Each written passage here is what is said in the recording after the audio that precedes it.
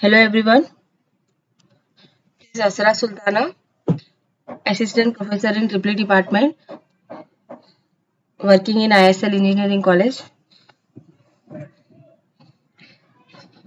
So, I am taking the subject High Voltage DC Transmission for Triple Final Year students. Last class we have started with the Unit 4, that is Converter Faults and Protection. So, there we have seen what are the various types of fault that will occur in converters. So, basically, three types of faults will be there, that is faults due to malfunction of valves and controllers. Then second one will be commutation failure in inverters. Third one will be short circuits in converter station. So in AC systems, faults in a DC system will be caused by malfunctioning of the equipment and controllers and the failure of insulation caused by external sources such as lighting, pollution, etc.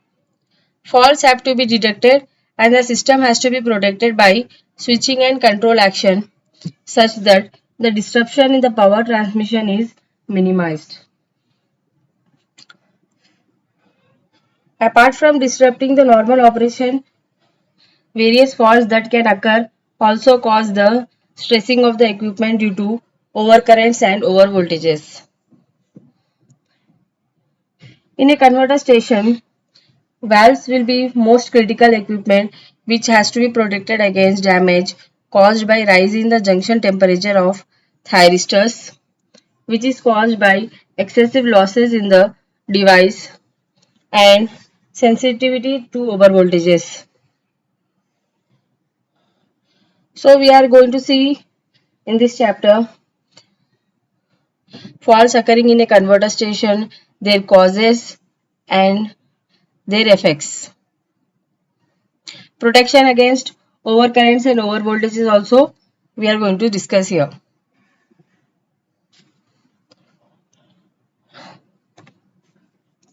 So converter control will play a major role in protecting the equipment. So first fault, that is arc back, arc through, misfire and quenching. All these four which comes under first fault, that is malfunction of valves and controllers, we have seen in the previous class. Today's class we are going to see about the short circuits in a converter station and commutation failure in inverters. Study shows transmitting DC is more efficient than AC as losses in HVDC are less than HVAC. But as we mostly generate AC supply, hence we need converter stations to convert AC into DC for efficient transmission. Studies have done on transmission line faults or AC faults, but converter station faults or DC faults also will cause the stressing of equipment due to overvoltage or current. As in AC system, faults in DC system will be caused by external sources such as lighting, pollution, or internally due to failure of converter valves. Electrical disturbance in power system can cause more torsional stressing on the turbine generator shafts of the system than in the case of a three-phase fault at the generator terminals. As turbine generator shaft torsional systems can interact with other power system stabilizers, static wear compensators, and HVDC systems, high speed governor controls, and variable speed drive converters. Nature of converter faults: AC faults at rectifier end, AC faults at inverter end, DC line or cable faults, converter station faults. Three types of faults are there.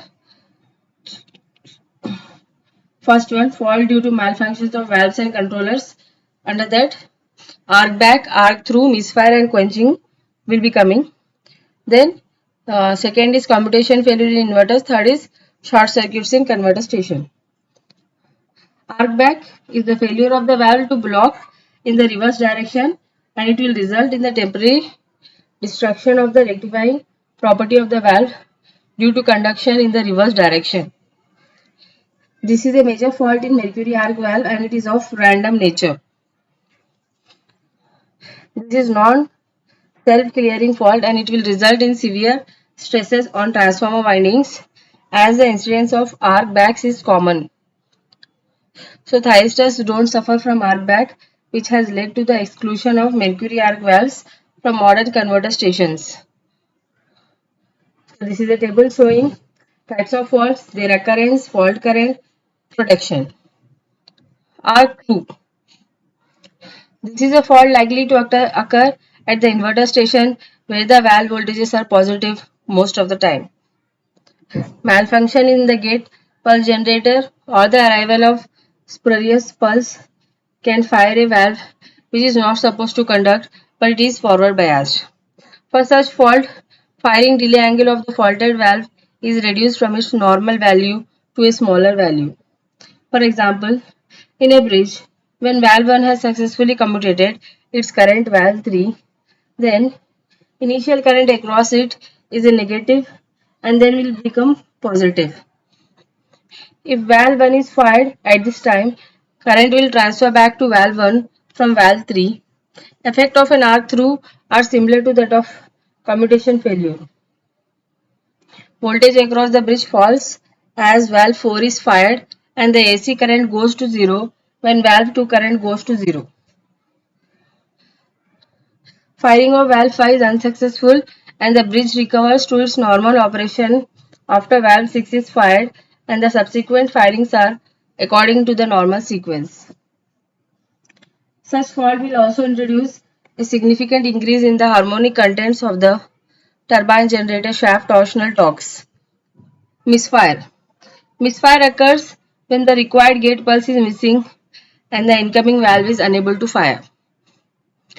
Probability of occurrence of misfire is very small in modern converter stations because of duplicate converter controls, monitoring and protective firing of valves.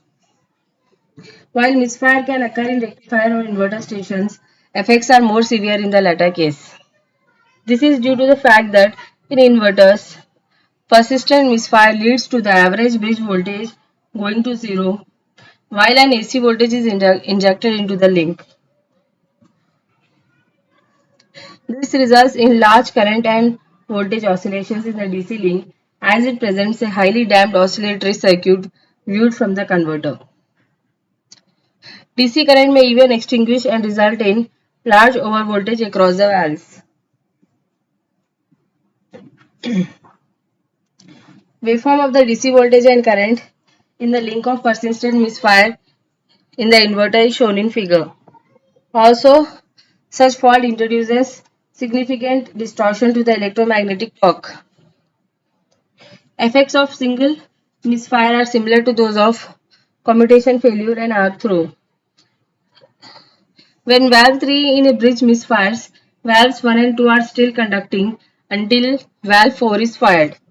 However, at the end of cycle, normal sequence of valve firing is restored. Thus, a single misfire is also self-clearing. This is the diagram showing voltage and current waveforms of misfire. Quenching. This happened mostly in the mercury arc valves. It is the premature extinction of the valve in the normal conduction period. This malfunction has the same effect as misfire and causes a DC short at terminal. Current extinction. Extinction of current can occur in a valve if the current through it falls below the holding current.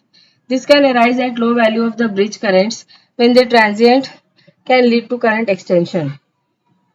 Current extension can result in overvoltage across the valve due to current chopping in an oscillatory circuit formed by the smoothing reactor and the DC line capacitance. The problem of current extinction is more severe in case of short pulse firing method. However, in modern converter stations, the return pulses coming from thyristor levels to the valve group control indicate the buildup of voltage across the thyristors and initiate fresh firing pulses when the valve is supposed to be conducting. It may happen that a number of firing pulses may be generated during a cycle when current link is low. Short circuit on a bridge. Okay, this is the second type of fault. This fault also has very low probability as the valves are kept in a valve hall with air conditioning. However, bushing flashover can lead to a short circuit across the bridge and produce large peak currents in the valve that are conducting. The short circuit currents are significant only in rectified bridges. The worst case is when the short circuit occurs at the instant of firing a valve at alpha equal to 0 degrees.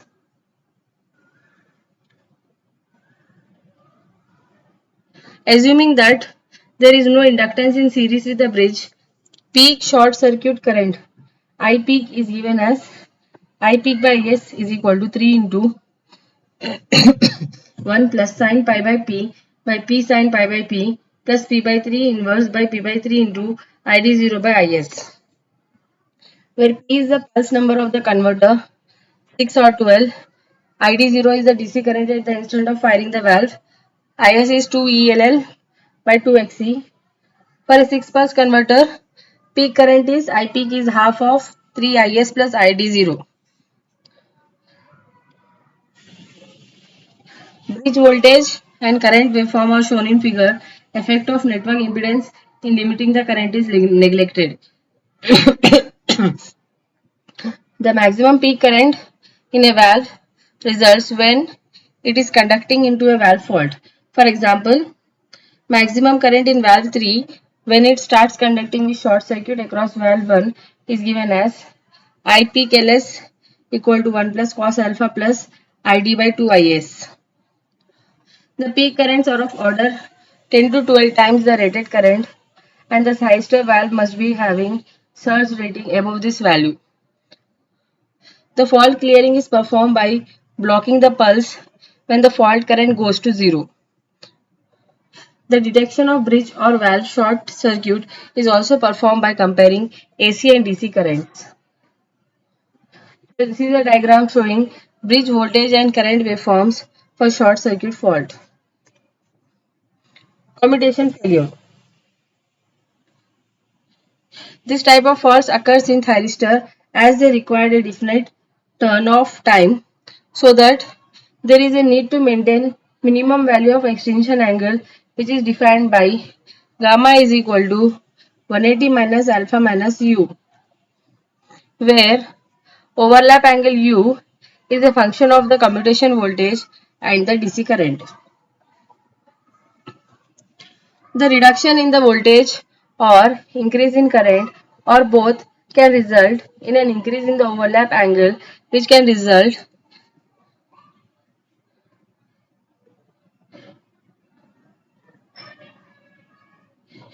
in the reduction of gamma below gamma minimum. So this will give rise to commutation failure. Current in the incoming valve, say valve 3, will diminish to 0 and the outgoing valve, valve 1, will be left carrying the full link current.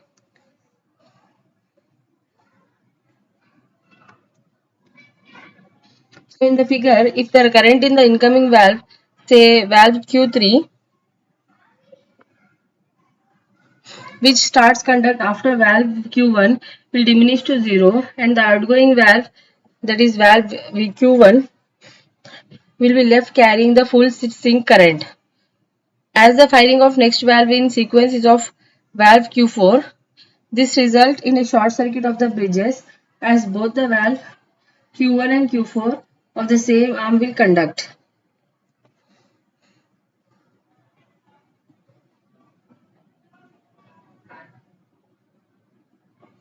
This is a three-phase line, three-phase transformer, Q1, Q3, Q5, Q4, Q6 and Q2. If the conduction from valve Q2 to Q4 is successful, only valve Q1 and Q4 are left conducting and this state continues until Q6 is fired.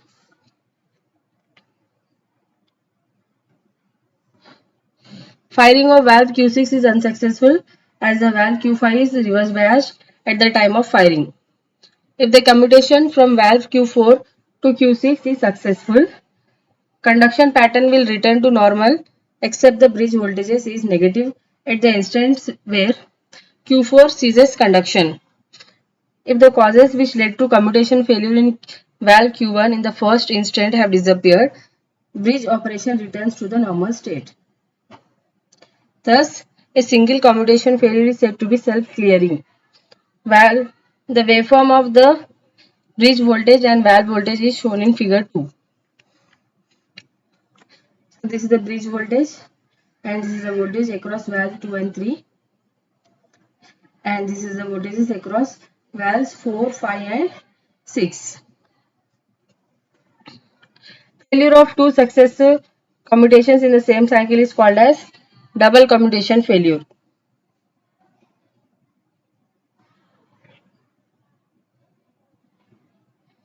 If the commutation failure occurs when valve Q4 is also fired, the valves Q1 and Q2 are left in conducting state until the instant in the next cycle when valve Q3 is fired.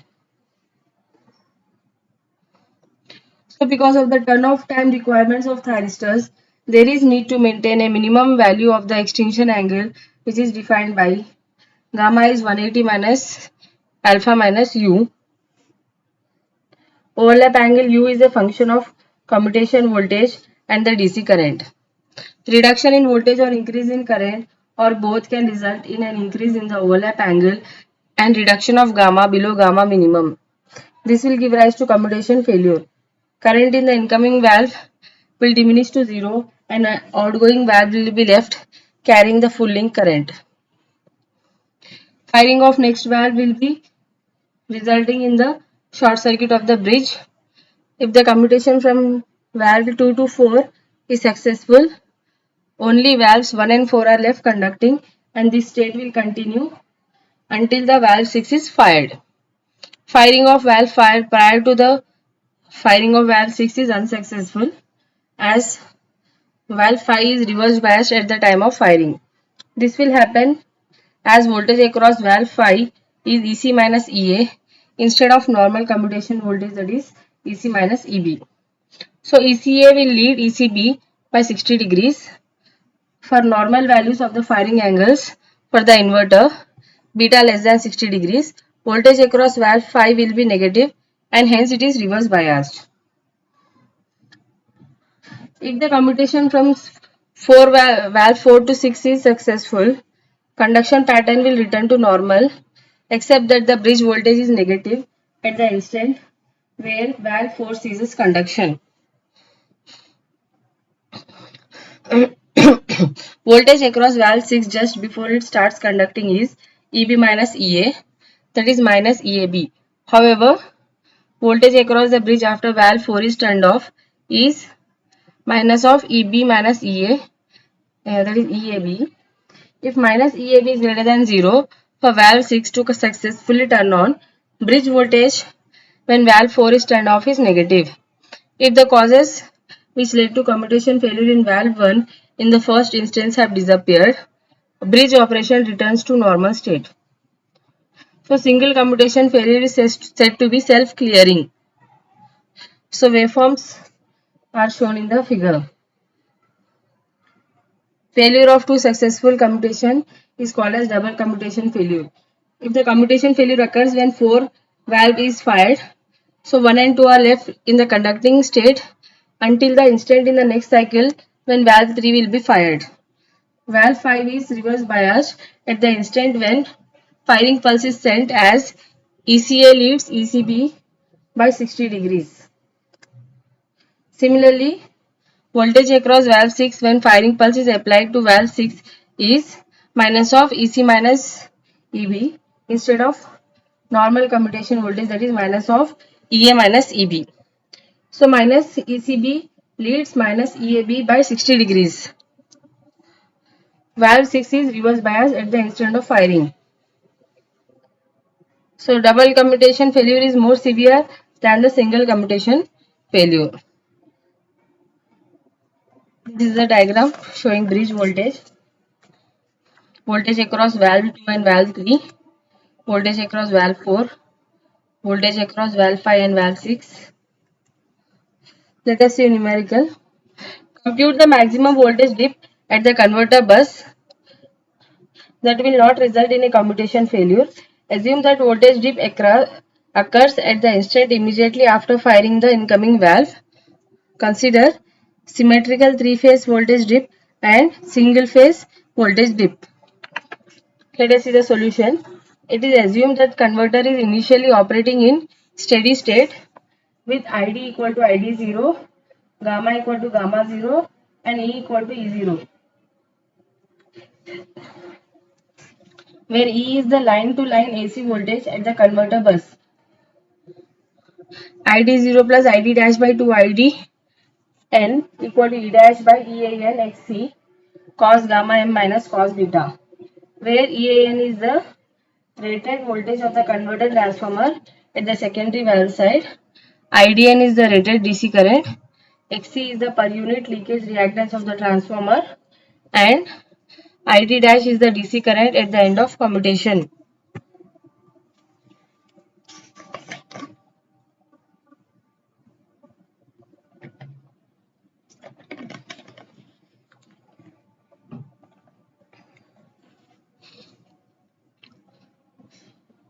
Expressing ID dash is equal to ID0 plus delta ID, E dash is equal to E naught minus delta E, E naught dash is E naught by EAN.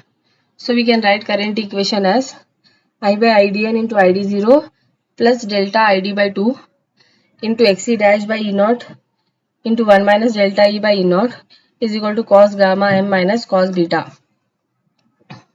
Gamma M is the minimum extinction angle that ensures successful commutation. Current equation during steady state is given as ID0 by IDN into XC dash by E naught dash is equal to cos gamma naught minus cos beta. Subtracting the above equation from previous equation and simplifying, we will get the value for delta E by E naught as this much.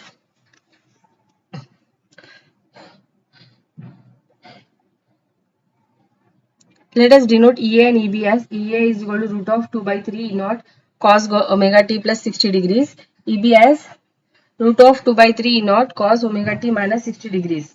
Then voltage across valve 1 just after it has turned off is given as V1 is equal to EA minus EB, that is minus root 2 E naught sin omega t. Phasor diagrams is shown here for EA, EB and EAB.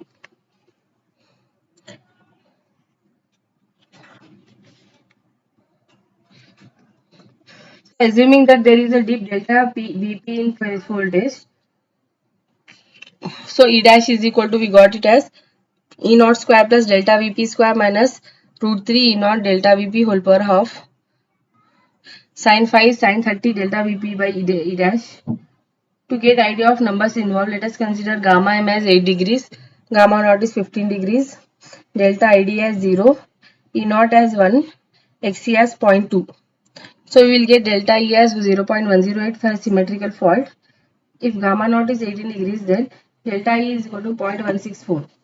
This shows that operating at higher nominal extinction angles reduces the incidence of commutation failures.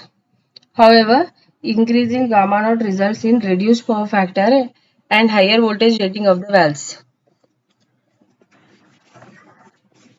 Next numerical.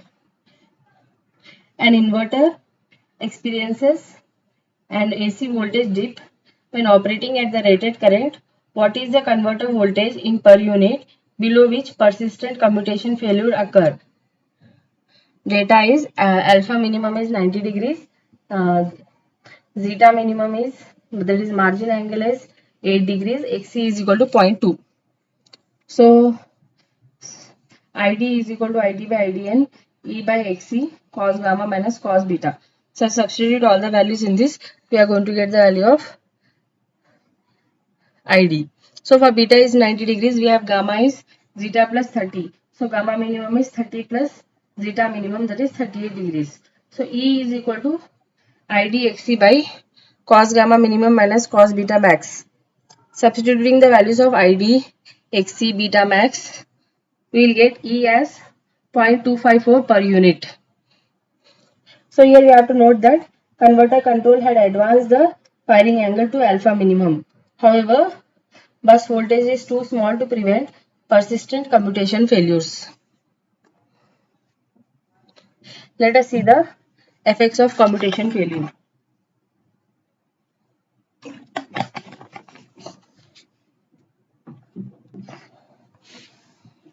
First one, bridge voltage remains zero for a period exceeding one-third of a cycle, during which the DC current tends to increase. Second one, there is no AC current for the period in which the two valves in an arm left conducting. Recovery from a commutation failure depends on the following factors. First one is response of the gamma controller at the inverter. Second is current control in the link. Third is magnitude of the AC voltage. Thank you everyone for watching the video. I hope today's class is clear to everyone. All of you watch the video from start till the end and give your attendance in comment section.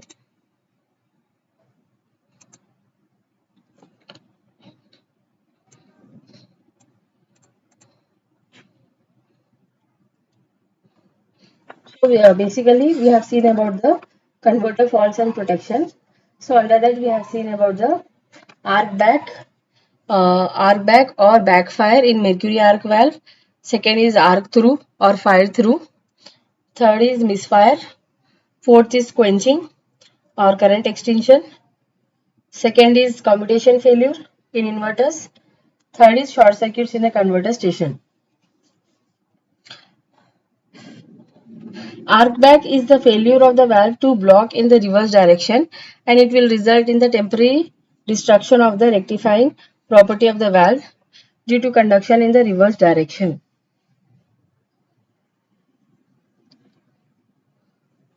So some of the converter faults like commutation failure, arc through and misfire are self-clearing if the causes that lead to these faults are of transient nature. However, they can still cause a major disturbance unless the system, including the controllers, is properly designed.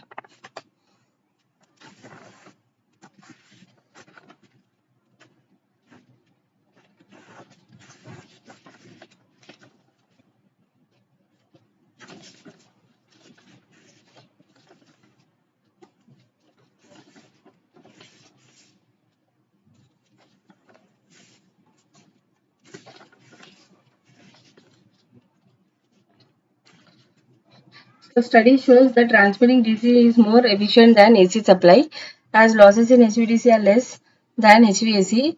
But as we mostly generate AC supply, hence we need converter stations to convert AC into DC for efficient transmission.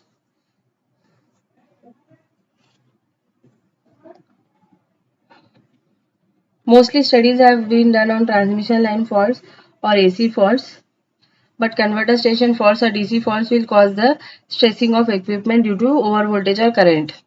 As in AC system, faults in DC system is caused by external sources such as lighting, pollution, or internally due to failure of converter valves. Electrical disturbance in the power system can cause more torsional stressing on the turbine generator shafts of the system than in the case of a three-phase fault at the generator terminals.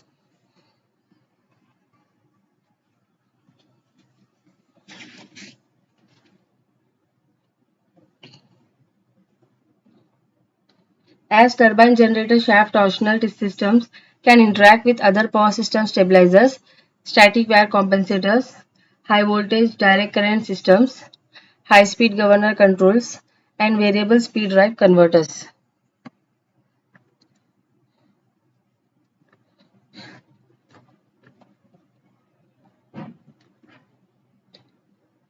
Arc back, arc through. Arc through is a fault likely to occur at the inverter station where valve voltages are positive most of the time.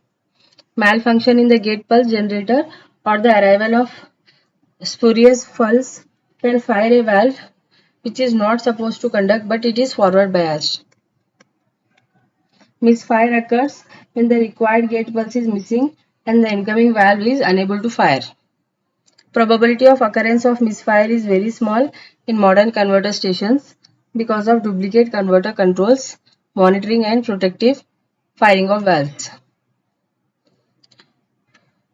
Misfire can occur in rectifier or inverter stations. Effects are more severe in the latter case. Effects of misfire are similar to those of commutation failure. Quenching or current extinction. Quenching happens mostly in the mercury arc valves. It is the premature extinction of the valve in the normal conduction period. This malfunction has the same effect as misfire and it will cause a DC short at the terminal. Extension of current can occur in a valve if the current through it falls below the holding current. The problem of current extinction is more severe in case of short pulse firing method. Then we have seen short circuit on a converter station. This fault also has very low probability as the valves are kept in a valve hall with air conditioning. However, bushing flashover can lead to a short circuit across the bridge and produces a large peak currents in the valve that are conducting. Commutation failure. This type of faults occurs in a thyristor as they require a definite turn-off time, so there is a need to maintain a minimum value of extinction angle which is given as gamma equal to 180 minus alpha minus u. Then we have seen uh, double commutation failure, how commutation failure occurs.